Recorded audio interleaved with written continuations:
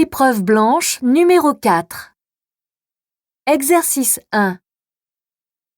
Vous allez écouter 2 fois un document.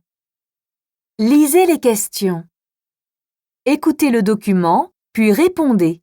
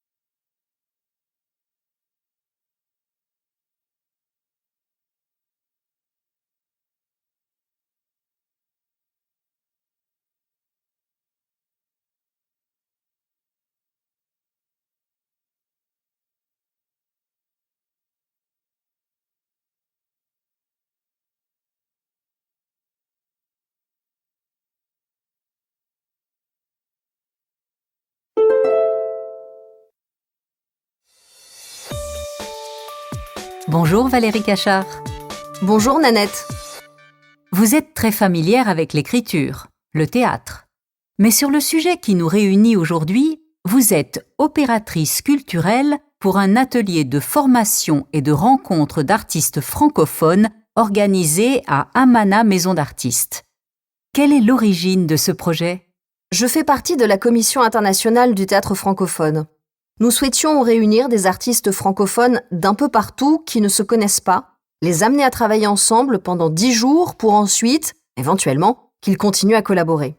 Ce qui vous réunit, c'est un thème commun à tous ? Absolument. On a choisi le thème de l'hospitalité et du voyage, donc les itinérances. Voyager léger et se nourrir d'ailleurs. Voyager léger. Quand on parle de voyage tout court et quand on parle de s'en aller de son pays, c'est différent. Il s'agit aussi de ça ? L'exil fait partie des thématiques abordées, mais c'est surtout tout ce qu'on amène avec soi quand on se déplace d'un espace à l'autre.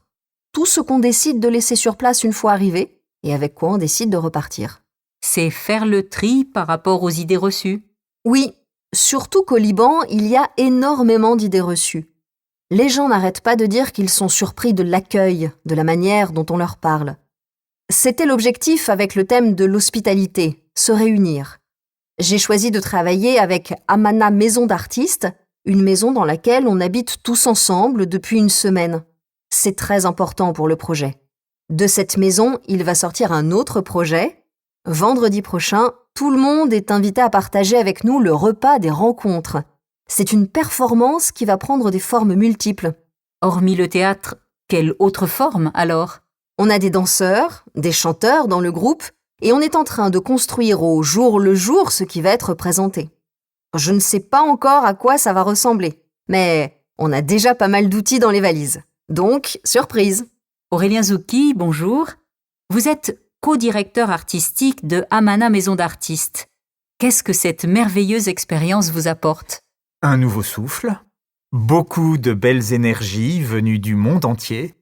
Pendant tout le séjour, on propose un laboratoire de création où les uns et les autres vont mettre en commun des outils de création artistique. Nous insufflons une dynamique de travail en mettant en place des laboratoires d'exploration de tous ces univers qui ont été rassemblés dans la maison pour présenter quelque chose en fin de parcours. Pourquoi cette thématique sur le voyage, la rencontre de l'autre ? Aujourd'hui, on vit dans une époque où tout est fait pour qu'on ait peur de l'autre. On se renferme dans sa propre bulle. Un des grands enjeux de nos sociétés, c'est de continuer de nourrir la curiosité, l'envie de rencontre et de se confronter à la différence de l'autre qui n'est pas un obstacle à ce qu'on puisse vivre ensemble. On a tous des histoires, des héritages. On vient de parties du monde où il s'est passé des choses très différentes, où il y a des enjeux actuels qui ne se ressemblent pas. Aujourd'hui, je pense que c'est très important que nos métiers touchent à ce qui nous rassemble, à ce qui fait notre humanité commune. Pour rencontrer les autres, il faut se défaire de certains masques dont on a besoin au quotidien. Amana Maison d'Artistes est un lieu sûr, bienveillant. On peut s'exposer dans nos fragilités, mais en même temps aussi dans ce qu'on a à partager.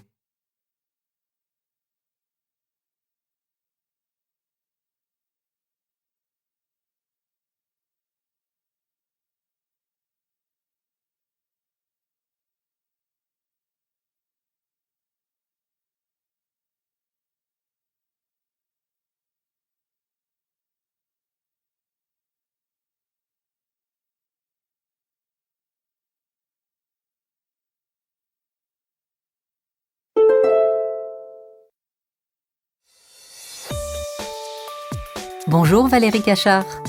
Bonjour Nanette. Vous êtes très familière avec l'écriture, le théâtre. Mais sur le sujet qui nous réunit aujourd'hui, vous êtes opératrice culturelle pour un atelier de formation et de rencontre d'artistes francophones organisé à Amana Maison d'Artistes.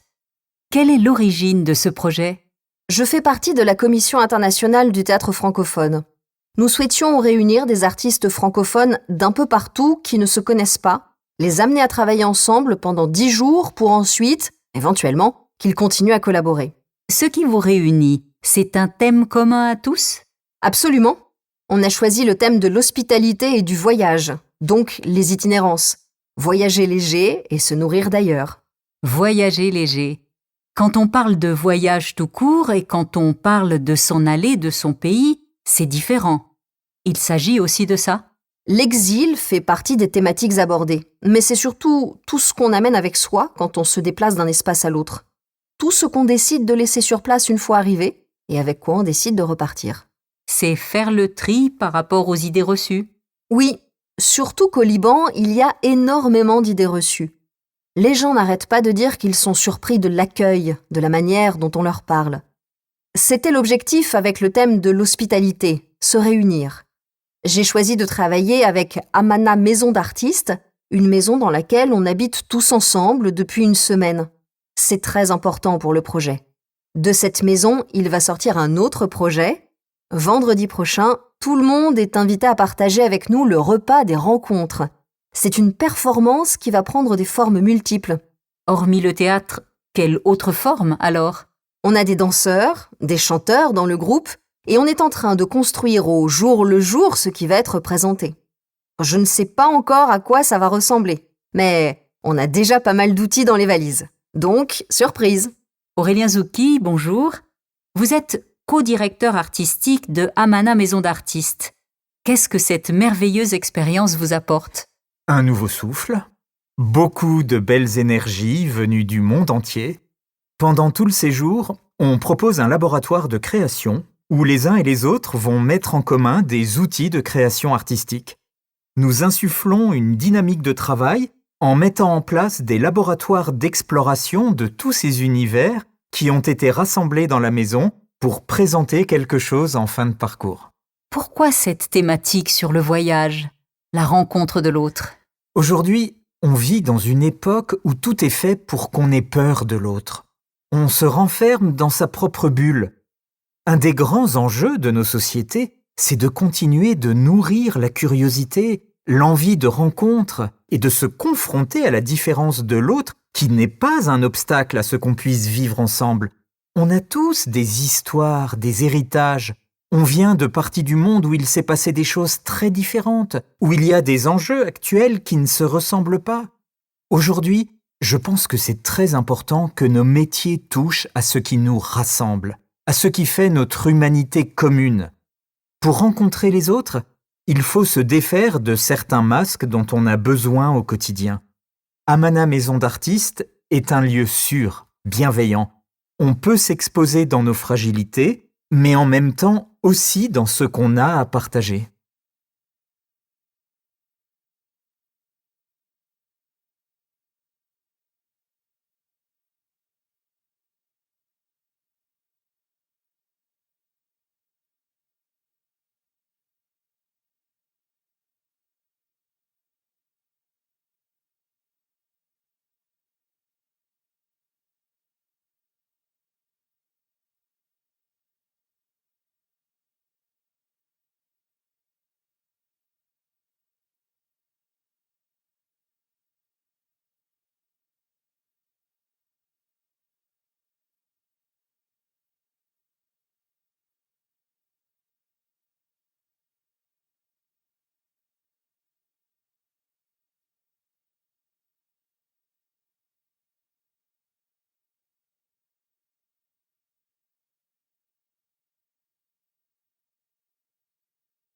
Exercice 2. Vous allez écouter 2 fois un document. Vous écoutez une émission à la radio. Lisez les questions. Écoutez le document, puis répondez.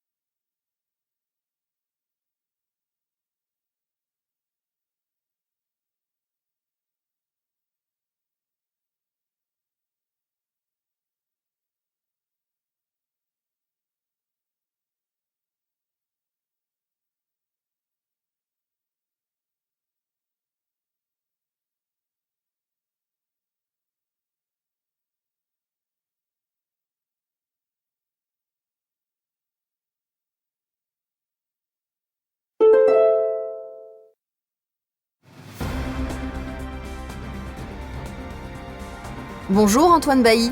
Bonjour. Antoine, tu viens de lancer EcoJouet après avoir travaillé pendant 7 ans dans le monde du jouet. Pourquoi t'intéresses-tu à cet univers ? Alors moi, j'ai grandi à l'écart de la télé. Chez nous, ce n'était pas le film du soir, c'était le jeu du soir. J'ai 2 frères et une sœur, du coup, avec mes parents, on était 6. C'était parfait pour les jeux de société. Après avoir étudié le commerce, j'ai eu la chance d'avoir de belles opportunités professionnelles dans ce secteur. À quoi ressemble l'univers du jouet aujourd'hui ? Oh, c'est un marché qui prend des formes diverses. Jeux de société, jouets d'éveil, jouets de plein air, figurines, puzzles. C'est un des rares marchés qui parle aux parents comme aux enfants. Il y a donc 2 publics à convaincre, 2 cibles complémentaires. Parfois c'est très compliqué. Il y a des tendances qui sortent comme ça, on ne sait pas pourquoi, issues des cours de récréation ou d'autres phénomènes. Parfois il y a des produits auxquels on croit beaucoup et qui ne marchent pas du tout. Les enfants, c'est eux qui décident à la fin. D'un point de vue marketing, c'est ce qui fait la richesse de cet univers. Tout le monde a, au moins une fois dans sa vie, acheté un jouet. Oui, c'est un des seuls produits que chacun a eu à un moment entre les mains. C'est un objet assez universel, qui a une vraie valeur sentimentale pour beaucoup de gens. Qu'est-ce qui t'a poussé à rechercher un impact positif avec EcoJouet ? Une évolution assez personnelle dans ma façon de consommer, de voir l'impact des produits sur l'environnement. Je me rends d'autant plus compte des changements climatiques que je pratique beaucoup les sports de montagne. Par ailleurs, je ne me retrouvais plus forcément dans un modèle de grosse entreprise internationale très centralisée au niveau des prises de décision. J'ai compris que, pour faire avancer les choses, ce serait plus simple de partir d'une feuille blanche et d'écrire le projet qui fait sens pour moi. Et j'ai aussi constaté l'impact assez considérable du jouet sur l'environnement. Les jouets ont une durée de vie quasi illimitée et pour autant, selon certaines études, l'enfant va jouer avec pendant 8 mois en moyenne, parce qu'il grandit et passe à autre chose. De ce fait, ça génère beaucoup de déchets difficilement recyclables. Il y a plein de composants, différents types de plastique. J'ai eu envie de proposer un projet qui repense le jouet dès sa fabrication et ensuite au niveau de l'utilisation. C'est vraiment le cycle de vie du produit que j'ai souhaité faire évoluer. Ça se passe comment concrètement ? Dès sa conception, le jouet va être pensé pour gérer sa fin de vie. Nos jouets doivent avoir un seul type de plastique, issu du recyclage, mais qui respecte aussi toutes les normes au niveau de la sécurité. Nous voulions que nos produits nous reviennent en fin de vie pour que nous puissions gérer entièrement leur recyclage. On a donc imaginé les premiers jouets consignés.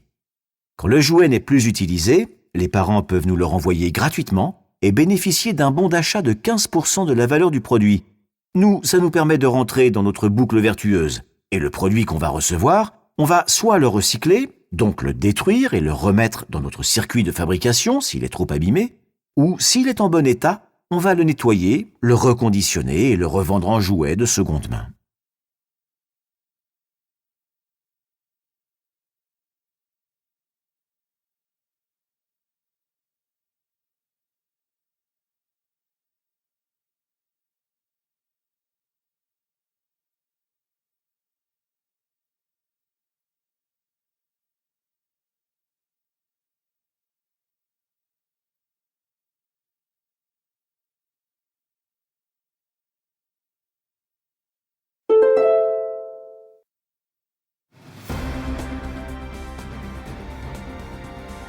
Bonjour Antoine Bailly.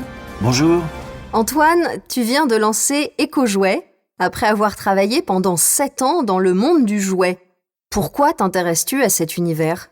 Alors moi, j'ai grandi à l'écart de la télé. Chez nous, ce n'était pas le film du soir, c'était le jeu du soir. J'ai 2 frères et une sœur, du coup, avec mes parents, on était 6.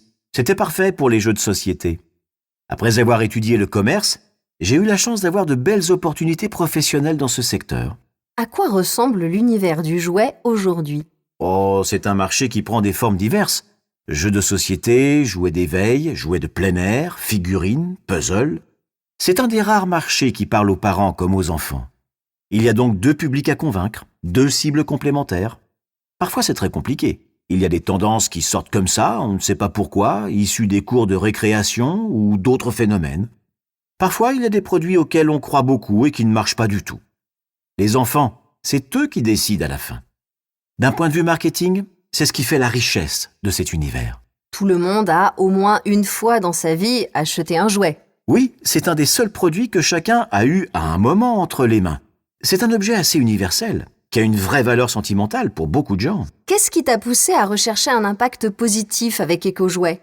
Une évolution assez personnelle dans ma façon de consommer, de voir l'impact des produits sur l'environnement. Je me rends d'autant plus compte des changements climatiques que je pratique beaucoup les sports de montagne. Par ailleurs, je ne me retrouvais plus forcément dans un modèle de grosse entreprise internationale très centralisée au niveau des prises de décision. J'ai compris que, pour faire avancer les choses, ce serait plus simple de partir d'une feuille blanche et d'écrire le projet qui fait sens pour moi.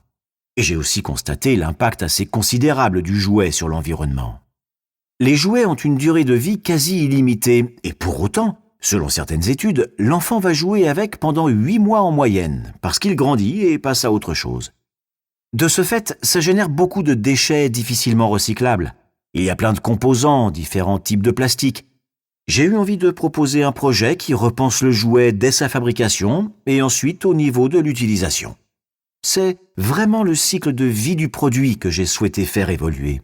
Ça se passe comment concrètement ? Dès sa conception, le jouet va être pensé pour gérer sa fin de vie. Nos jouets doivent avoir un seul type de plastique, issu du recyclage, mais qui respecte aussi toutes les normes au niveau de la sécurité.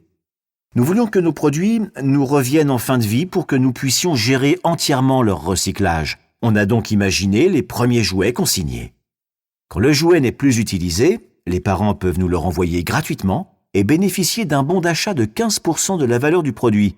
Nous, ça nous permet de rentrer dans notre boucle vertueuse. Et le produit qu'on va recevoir, on va soit le recycler, donc le détruire et le remettre dans notre circuit de fabrication s'il est trop abîmé, ou s'il est en bon état, on va le nettoyer, le reconditionner et le revendre en jouet de seconde main.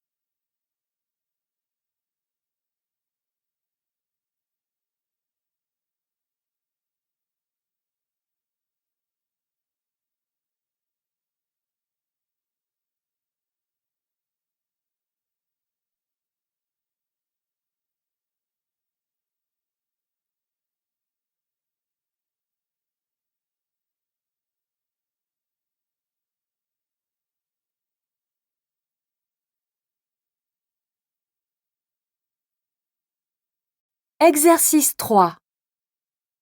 Vous allez écouter une fois 3 documents.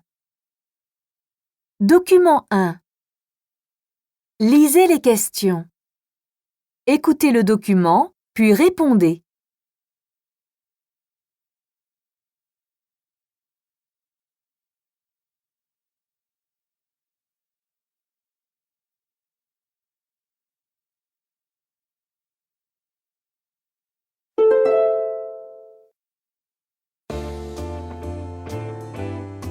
Je vais vous parler ce matin de cartes cadeaux. Pardonnez-moi, mais les cartes cadeaux existent depuis un certain temps quand même. Vous avez raison. Depuis 2005, c'est une idée qui a fait son chemin. En France, le marché connaît un immense succès. La carte cadeau est certainement une idée intéressante. Si on pense à toutes les conséquences de nos cadeaux, cela évite d'offrir le mauvais jouet, le mauvais accessoire. De plus, on sait exactement ce qu'on dépense, ce qui est synonyme d'un budget maîtrisé. Et vu le contexte économique, ce n'est pas forcément une mauvaise chose. Il existe de plus en plus de cartes dites éthiques. Étiquette, Commerced ou encore France Cadeau marchent bien. Et derrière, il y a une démarche. Du local, du fabriqué en France, ou pas trop loin, dans des conditions plus durables. L'écologie aussi, qui n'est jamais bien loin. On est clairement très éloigné des multinationales. Alors, ces cartes fonctionnent exactement comme n'importe quelle carte cadeau? Absolument. Après, chacune son positionnement. Pour étiquette, c'est la promesse d'une carte cadeau éthique, écologique et solidaire. Derrière, c'est une coopérative à but non lucratif qui travaille essentiellement avec des artisans et des acteurs du commerce équitable. Commerced, elle, soutient les commerces de proximité. C'est l'occasion de découvrir son patrimoine commercial local. C'est aussi un moyen d'initier à cet univers de la consommation responsable des gens qui n'en sont pas forcément familiers et qui vont peut-être y prendre goût, d'une pierre deux coups.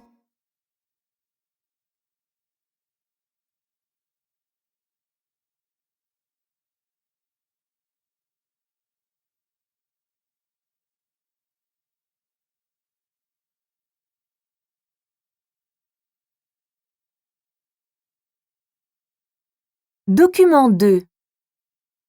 Lisez les questions. Écoutez le document, puis répondez.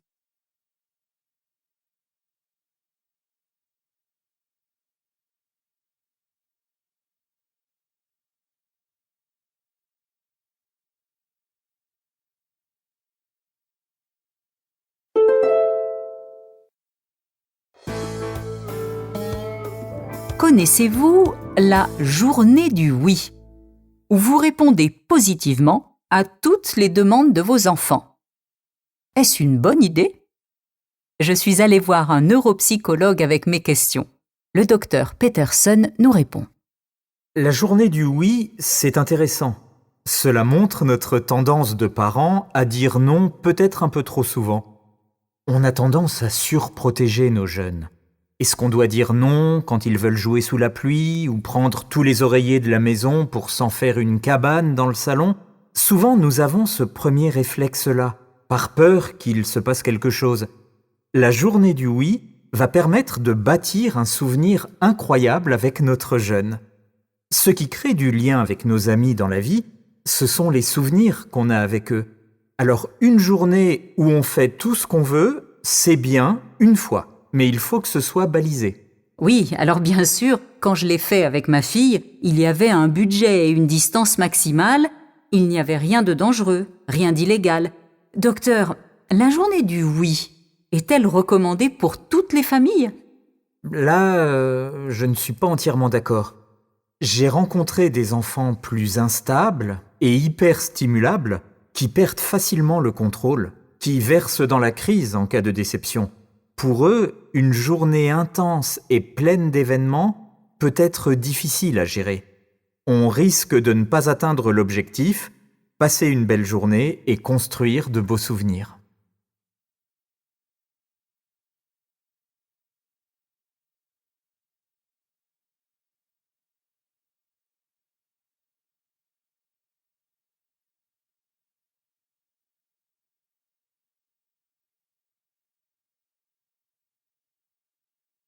Document 3.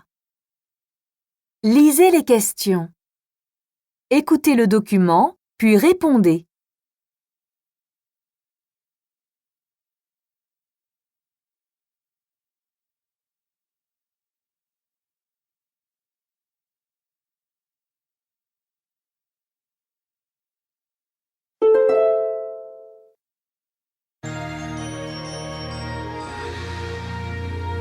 Il y a parfois dans la vie des choix difficiles à faire. Par exemple, pour un sportif de haut niveau, devoir choisir entre carrière et études. C'est ce que vient de vivre Tommy Fischer, un Alsacien de 24 ans. Il est volleyeur et a rejoint l'équipe de France en pleine préparation pour les prochains Jeux olympiques. Dans ce cadre-là, Tommy Fischer était en stage avec son équipe à Mulhouse. C'est un tournant dans sa carrière. Problème pour le jeune sportif, il devait passer des examens pour obtenir son diplôme de BTS exactement pendant sa préparation avec l'équipe de France. Il a donc demandé à l'administration un aménagement pour pouvoir passer ses épreuves sereinement, comme il le raconte. J'ai envoyé tous les justificatifs, mais on m'a gentiment répondu que je devais choisir entre ce stage et mon BTS. C'est quand même fou. Cela veut dire qu'il serait absolument impossible de faire en même temps du sport de haut niveau et des études. La discussion a tourné au dialogue de sourds. Tommy Fisher a quand même écrit à la ministre des Sports pour lui demander son aide. Il a bien fait, parce que son histoire est remontée jusqu'au président de la République qui a demandé au gouvernement de régler le problème. Tommy Fisher va attaquer sa première compétition avec le sourire, et si l'aventure olympique se poursuit, il croisera sans doute d'autres sportifs qui ont, eux aussi, dû s'organiser entre compétition et examen.